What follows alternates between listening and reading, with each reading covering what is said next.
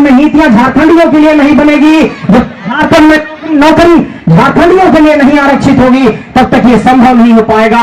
इसलिए हम ये कहना चाहते हैं कि अगर झारखंड के भीतर झारखंड की सरकार ने अगर 60 और 40 की नियोजन नीति बनाई है, तो इस नियोजन नीति के खिलाफ आवाज बुलंद करनी होगी। पूजा जी ने बहुत सरल शब्दों में खोखा में बताया कि अगर 100 में 60 दबे का आता तो 60 तोड़ा देता हूं घड़ा वाला के और 40 दे देता हूं बाहरी के।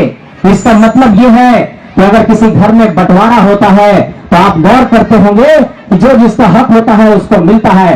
15 नवंबर 2000 को भारत में दक्षिण बिहार का इलाका अलग हो गया और झारखंड एक अलग राज्य बन गया।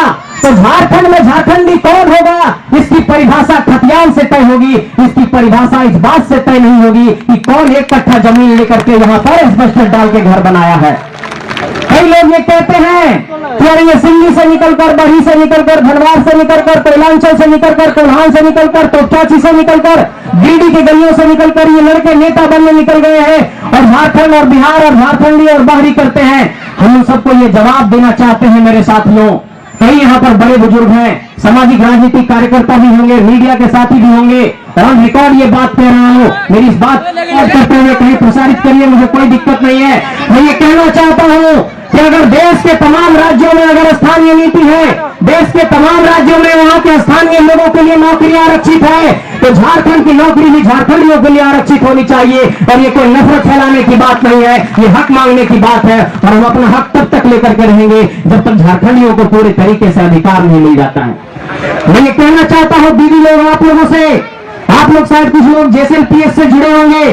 कुछ दिनों पहले आप लोगों का रांची में आंदोलन चल रहा था, वहां पर हमारी बहन लोग आई, हमसे ये कहने लगी कि हम लोगों को जो पैसा मिलता है वो सीधे हमारे बैंक खाता में नहीं आता है, और इसका हम लोग लगातार कंप्लेन कर रहे हैं, लेकिन इस बात को नहीं सुनी जा रही है। मैं ये कहना चाहता हूँ कि अगर जिस तरीके से झारखंड में नौकरियों की लूट है और छोटे छोटे चीजों को बांट करके सरकार ये कहती है कि हम अपनी उपलब्धि उठा रहे हैं, उसे मैं ये गिनाना चाहता हूँ कि आप देखिए कि किस तरीके से गरीबों का मजाक उड़ाया जाता है। ये दोनों सरकारों पर मैं हमला कर रहा हूँ। एक सरकार 5 किलो चावल देती है तो बड़े बड़े पेट्रोल पंप में पोस्टर लगा देती है कि गरीबों को 5 किलो राशन दे दिया।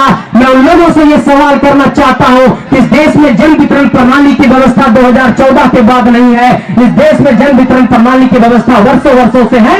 5 किलो राशन बांट के पोस्टरबाजी करने के ऐसी राजनीति को तिलांजलि देनी होगी मेरे साथियों। मैं ये कहना चाहता हूँ कि इसी सरकार ने धोती और साड़ी को भी बांट करके ये वाहवाही लूटने की कोशिश की है कि हम गरीबों को साड़ी और धोती दे रहे हैं। मैं ये कहना चाहता हूँ कि झारखंड के बीएड और डीएलएड किए हुए नौजवान नौकरी मांग रहे हैं और वो कह रहे हैं कि 2000 अगर यहाँ पर 19 में सरकार बनी और 2022 तक अभी तक जेटेट की एक भी परीक्षा नहीं हुई, 2016 से अब तक कोई जेटेट की परीक्षा नहीं हुई, सरकार ने 26,000 नियुक्ति निकाला। मैं ये पूछना चाहता हूँ कि जब जेटेट के परीक्षा ही आपने नहीं ली तो वो 26,000 वैकेंसी में कौन नौजवान शामिल होंगे? इसलिए धोती और साड़ी बेचकर 5 किलो राशन देकर हमारे जमीन को लूटने का, हमारे हक अधिकार को लूटने का काम, हमारे नौकरी को लूटने का काम ये नहीं चलेगा। और ऐसी राजनीति के होशियारी को समझना पड़ेगा, ये मैं समझाने आया हूं मेरे साथियों।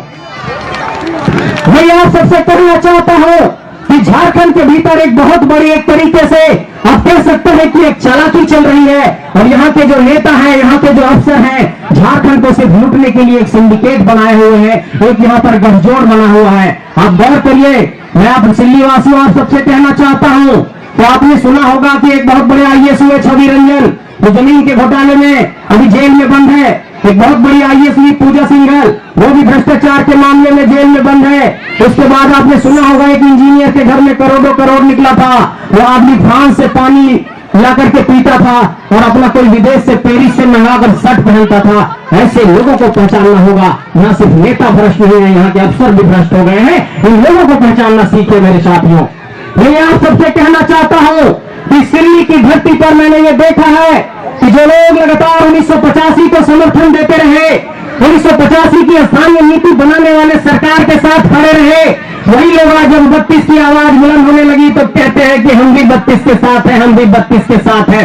ऐसे लोगों को पहचानिए मैं, ऐसे लोग दोहरे चरित्र वाले लोग हैं। और कई लोगों को मैं देख रहा हूँ कि कुछ लॉलीपॉप दे रहे हैं, कुछ बस वगैरह चला करके फुसलाने की कोशिश कर रहे हैं। हम ये कहते हैं राजनीति करना है करिए, लेकिन राजनीति में सकारात्मक राजनीति करिए, ठगने की राजनीति नहीं चलनी चाहिए। इसलिए मैं ये कहना चाहता हूं आप सबसे, इस राजनीति में जिस तरीके से यहाँ पर चालाकी चल रही है, जिस तरीके से झारखंड को छला जा रहा है, जिस तरीके से झारखंड के 264 प्रखंडों में नौकरियों को लूटा जा रहा है, जिस तरीके से 264 प्रखंडों में जमीनों को लूटा जा रहा है, इस लूट के खिलाफ, इस नौकरी अतिक्रमण के खिलाफ आपको आवाज बुलंद करनी होगी। और मैं ये कहना चाहता हूं, और लगातार देखिए यहाँ पर एक पंक्ति लिखी हुई पीछे आप लोग पढ़ रहे होंगे कि झारखंड की गलियों से एक आवाज आया है, उठो नौजवानों एक इनकलाब आया है। वास्तव में ये एक इनकलाब की आवाज है मेरे साथियों। नहीं तो हम जैसे साधारण नौजवान के पास ये ताकत नहीं थी, हम लोगों के पास इतनी ताकत नहीं थी, चाहे देवेंद्र भाई हो, चाहे जयराम भाई हो, चाहे मनोज भाई हो, चाहे मैं हो, चाहे बबन भाई हो, चाहे योगेश भाई हो, चाहे हमारी पूजा हो, चाहे देवी हो, हम लोगों के पास इतनी ताकत नहीं थी कि झारखंड के गलियों गलियों में जाकर के आंदोलन को इतना बड़ा कर देते। ये आप लोगों का सहयोग और समर्थन रहा है, ये झारखंड की पीड़ा और वेदना रही है, ये झारखंड का दर्द रहा है, ये आंदोलन इतना बड़ा हुआ है। इसलिए मैं आप सबसे कहना चाहता हूं कि इस इंकलाब की आवाज में साथ दीजिए। ये एक नए दौर का इंकलाब का आवाज है, ये झारखंड के इंकलाब की आवाज है, ये झारखंड के इंकलाब की आवाज को नहीं रुकने दीजिएगा। आप लोगों से ये पूछना चाहता हूं कि क्या इस इंकलाब में साथ मिलेगा? इस आंदोलन में साथ देंगे आप सब? एक बार जोर से हाथ उठाइए। मां दीदी लोग, ये एक आंदोलन है झारखंड को बचाने का।